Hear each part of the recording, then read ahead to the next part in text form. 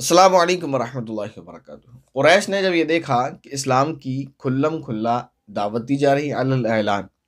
اور بت پرستی کی برائیاں بیان کی جا رہی ہیں، تو قریش اس کو برداشت نہ کر سکے اور جو ایک خدا کی طرف بلا رہا تھا یعنی پیغمبر مصطفیٰ صلی اللہ علیہ وسلم، ان کی دشمنی پر اور عداوت پر کمر بستہ ہو گئے اور توحید کے مقابلے کے لیے تیار ہو گئے، اور یہ تہیہ یہ مکمل ارادہ کر لیا کہ آپ کو اس قدر تکلیف پہنچائی جائے کہ آپ دعوت اسلام کو چھوڑ دیں، یعنی اسلام کی دعوت دینا چھوڑ دیں۔ معجم طبرانی میں ایک روایت ہے، صحابی رسول صلی اللہ علیہ وسلم فرماتے ہیں، میں نے رسول اللہ صلی اللہ علیہ وسلم کو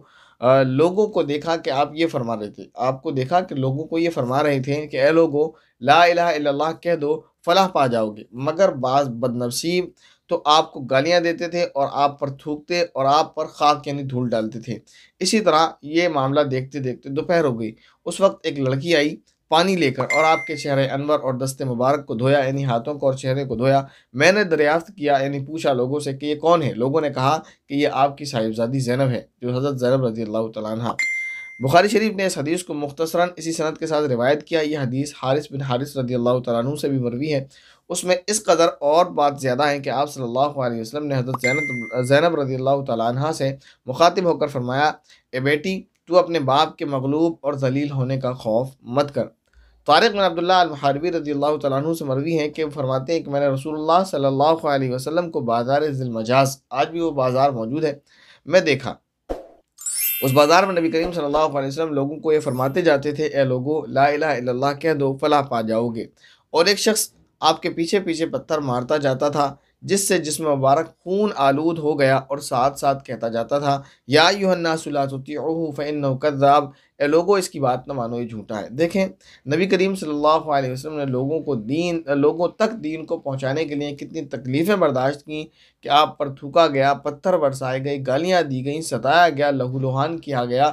تب نبی کریم صلی اللہ علیہ وسلم دین کو لے کر دوسروں کے پاس جا رہے تھے، اور آج دین ہمارے پاس آ گیا اور ہمیں اس کی قدر بالکل بھی نہیں ہے۔ کیا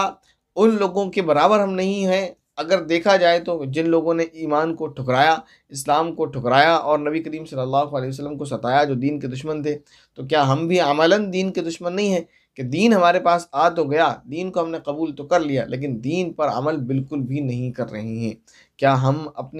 اپنا محاسبہ کریں کہ ہم عمل کے اعتبار سے دین کے دشمن نہیں ہیں؟ کیا نبی کریم صلی اللہ علیہ وسلم ہم سے سوال نہیں کریں گے کہ یہ دین میں نے تم تک کس طرح پہنچایا تھا اور کس حال میں پہنچایا تھا اور تم نے اس کا کیا حال کر دیا؟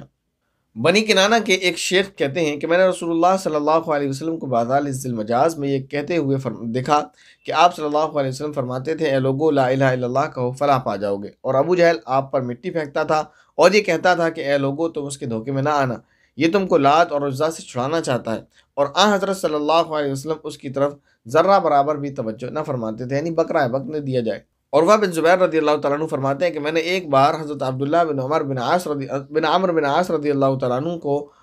یہ کہا کہ مشرکین نے حضور صلی اللہ علیہ وسلم کو جو تکلیف پہنچائی ہیں اس کو ذکر کرو، تو عبداللہ بن عمرو بن عاص رضی اللہ تعالیٰ عنہ نے فرمایا کہ ایک روز رسول اللہ صلی اللہ علیہ وسلم حطیم میں نماز ادا فرما رہے تھے، عقبہ بن ابی معیط نے آپ کی گردن پر کپڑا ڈال کر اس قدر زور سے کھینچا کہ گلا گھٹنے لگا۔ سامنے سے ابو بکر آئے اور عقبہ کو ایک دھکا دیا اور یہ آیت پڑھی، اتقتلون رجلا ان یقول ربی اللہ وقد جاءکم بالبینات من ربکم، کیا تم ایک مرد کو اس بات پر قتل کرتے ہو کہ وہ کہتا ہے کہ میرا پروردگار صرف اللہ ہے اور اپنی نبوت اور رسالت کے بعد ہے، اور روشن دلائل تمہارے پاس تمہارے رب کی طرف سے لے کر آ گیا ہے۔ فرعون اور حامان نے جب موسیٰ علیہ السلام کے قتل کا مشورہ کیا تھا، فرعون اور اس کا وزیر حامان، تو جب اس نے حضرت موسیٰ علیہ السلام کے قتل کا مشورہ کیا تو فرعون کے لوگوں میں سے ایک شخص نے، جو مخفی طور پر حضرت موسیٰ علیہ السلام پر ایمان رکھتا تھا، یعنی حضرت موسیٰ علیہ السلام پر ایمان لا چکا تھا لیکن دل ہی دل میں ایمان کو چھپاتا تھا، اپنے ایمان کے بارے میں اس نے کسی کو نہ بتایا تھا، تو وہ یہ کہنے لگا فرعون اور حامان سے، اس نے یہ کہا، کیا ایسے شخص کو قتل کرتے ہو جو یہ کہتا ہے کہ میرا رب اللہ ہے؟ حق تعالی شانہ نے اس قصے کو سورہ مومن میں ذکر فرمایا، وقال رجل مؤمن من آل فرعون یکتم ایمانہ اتقتلون رجلا ان یقول ربی اللہ، کہا ایک مرد مسلمان نے فرعون کے لوگوں میں سے تھا، یعنی اس شخص نے جو فرعون کے لوگوں میں سے تھا اور اپنے ایمان کو چھپاتا تھا، یعنی ایمان لے آیا تھا حضرت موسیٰ علیہ السلام پر، کیا تم ایک مرد کو محض صرف اس لیے قتل کیے ڈالتے ہو جو یہ کہتا ہے کہ میرا رب اللہ ہے؟ دلائل ابی نعیم اور مسند بزار میں محمد بن علی رضی اللہ تعالیٰ عنہ سے روایت ہے کہ ایک روز حضرت علی رضی اللہ تعالیٰ عنہ نے خطبے کے درمیان یہ فرمایا، بتلاؤ سب سے زیادہ شجاع اور بہادر کون ہے؟ لوگوں نے کہا آپ۔ حضرت علی رضی اللہ تعالیٰ عنہ نے فرمایا، میرا حال تو یہ ہے کہ جس کسی نے میرا مقابلہ کیا میں نے اس سے انتقام لیا۔ سب سے زیادہ شجاع تو ابو بکر تھے۔ میں نے ایک بار دیکھا کہ قریش رسول اللہ صلی اللہ علیہ وسلم کو مارتے جاتے تھے اور یہ کہتے تھے، انت جعلت الآلہۃ الہا واحدہ، تو نے ہی تمام معبودوں کو ایک معبود بنا دیا۔ ہم میں سے کسی کی ہمت نہ ہوئی کہ آپ کے قریب جائے اور آپ کو دشمنوں سے چھڑائے۔ حسن اتفاق ابو بکر آ گئے اور دشمنوں کے غول یعنی دشمنوں کی بھیڑ میں، اس موب کی بھیڑ میں گھس گئے اور ایک مکہ اس کے اور ایک گھوسا اس کے مارا۔ اور جس طرح اس مرد مومن نے فرعون اور حامان کو کہا تھا اتقتلون رجلا ان یقول ربی اللہ، اسی طرح ابو بکر نے اس وقت کفار سے مخاطب ہو کر یہ کہا، ویلکم اتقتلون رجلا ان یقول ربی اللہ، افسوس کیا تم ایسے مرد کو قتل کرتے ہو جو یہ کہتا ہے کہ میرا رب اللہ ہے۔ حضرت علی رضی اللہ تعالیٰ عنہ یہ کہہ کر رو پڑے اور پھر فرمایا، میں تم کو اللہ کی قسم دے کر پوچھتا ہوں کہ آل فرعون کا رجل مومن افضل تھا یا ابو بکر افضل ہیں؟ لوگ خاموش رہے۔ پھر فرمایا، خدا کی قسم ابو بکر کی ایک گھڑی آل فرعون کے مرد مومن کی تمام زندگی سے بدل جہاں بہتر ہے۔ اس نے اپنے ایمان کو چھپایا اور ابو بکر نے اپنے ایمان کا اظہار فرمایا۔ نیز اس شخص نے فقط زبانی نصیحت کی اور اسی نصیحت پر کفایت کی، اور ابو بکر نے زبانی نصیحت کے علاوہ ہاتھ سے حضرت صلی اللہ علیہ وسلم کی نصرت و حمایت اور مدد کی۔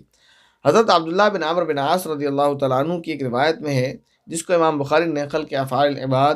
اور میں اور ابو یعلا نے ابن حبان میں روایت کیا ہے، جب دشمن علیحدہ ہو گئے تو آپ صلی اللہ علیہ وسلم نے یہ ارشاد فرمایا، والذی نفسی بیدہ ما ارسلت الیکم الا بالذبح، قسم ہے اس ذات پاک کی جس کے قبضے میں میری جان ہے، تم جیسوں کے ذبح کے لیے ہی میں بھیجا گیا ہوں۔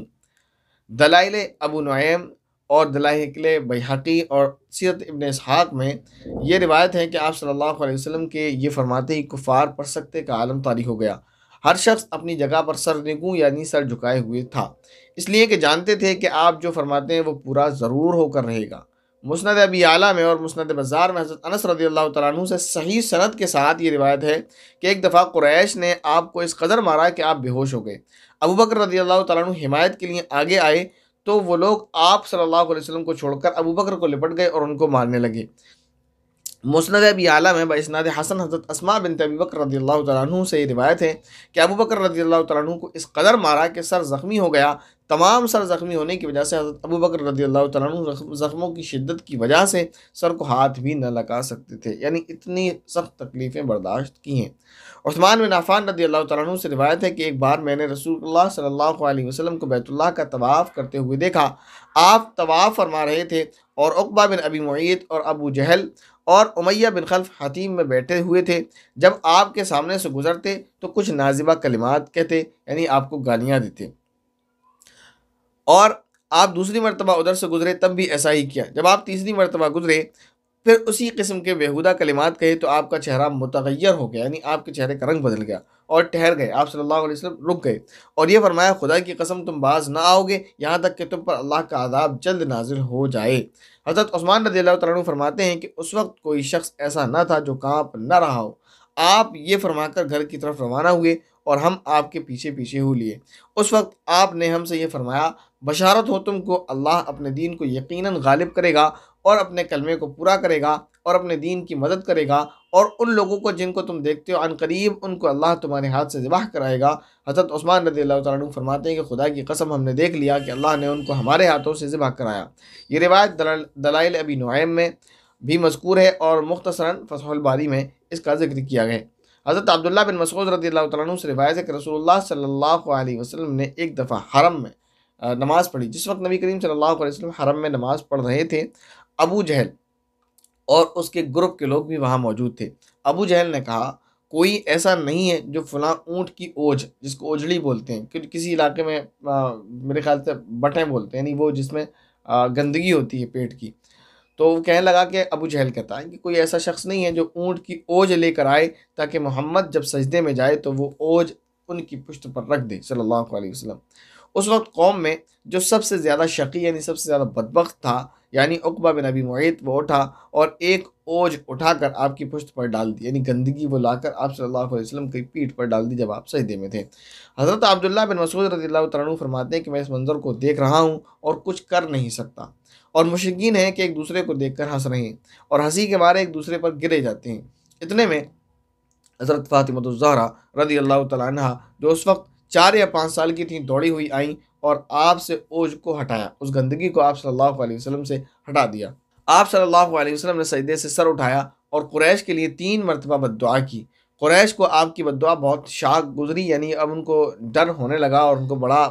بھاری معلوم ہوا، اس لیے کہ قریش کا یہ عقیدہ تھا کہ اس شہر میں دعا قبول ہوتی ہے۔ اس کے بعد آپ صلی اللہ علیہ وسلم نے خاص طور پر ابو جہل اور عقبہ بن ربیعہ اور شیبہ بن ربیعہ، ولید بن عتبہ اور امیہ بن خلف اور عقبہ بن ابی معیط اور عمارہ بن ولید کے نام لے لے کر بد دعا کی، جن میں سے اکثر جنگ بدر میں قتل کیے گئے۔ بخاری شریف کتاب الطہارت اور کتاب الصلاح کی ایک روایت میں ہے کہ کپڑوں کی طہارت کا حکم یعنی وَثِيَابَكَ فَطَهِّرْ، یہ آیت اسی واقعے کے بعد نازل ہوئی۔ حضرت عائشہ رضی اللہ تعالیٰ عنہ سے مروی ہے کہ رسول اللہ صلی اللہ علیہ وسلم نے فرمایا کہ میں دو بدترین پڑوسیوں کے مابین یعنی درمیان میں رہتا تھا، ان میں سے پہلا ابو لہب اور دوسرا عقبہ بن ابی معیط ہے، یہ دونوں میرے دروازے پر نجاستیں یعنی گندگیاں لا کر ڈالا کرتے تھے۔ اس طرح سے نبی کریم صلی اللہ علیہ وسلم کو ستایا گیا اور نبی کریم صلی اللہ علیہ وسلم پر ظلم کیے گئے، آپ کو اسلام کی دعوت سے روکا گیا، لیکن نبی کریم صلی اللہ علیہ وسلم ان تکلیفوں کو برداشت کرنے کے بعد آج ساری دنیا کے لوگوں تک اللہ کا کلام، اللہ کا پیغام پہنچا دیا۔ لیکن اب ہمیں دیکھنا یہ ہے کہ ہم اس پیغام کیا اثر لے رہے ہیں، اب دیکھنا یہ ہے کہ ہم اس امانت کی کیا قدر کر رہے ہیں، کہیں ایسا نہ ہو کہ خدا کی وہ امانت خدا ہم سے چھین لے۔ اللہ تعالیٰ سے دعا ہے کہ اللہ تعالیٰ ہم سبھی کو زندگی میں جب تک عمر ہے، جب تک زندگی ہے، پوری زندگی دین پر چلنے کی توفیق عطا فرمائے، اور اللہ تعالیٰ ہم سبھی کا خاتمہ ایمان پر فرمائے، آمین۔ السلام علیکم ورحمۃ اللہ وبرکاتہ۔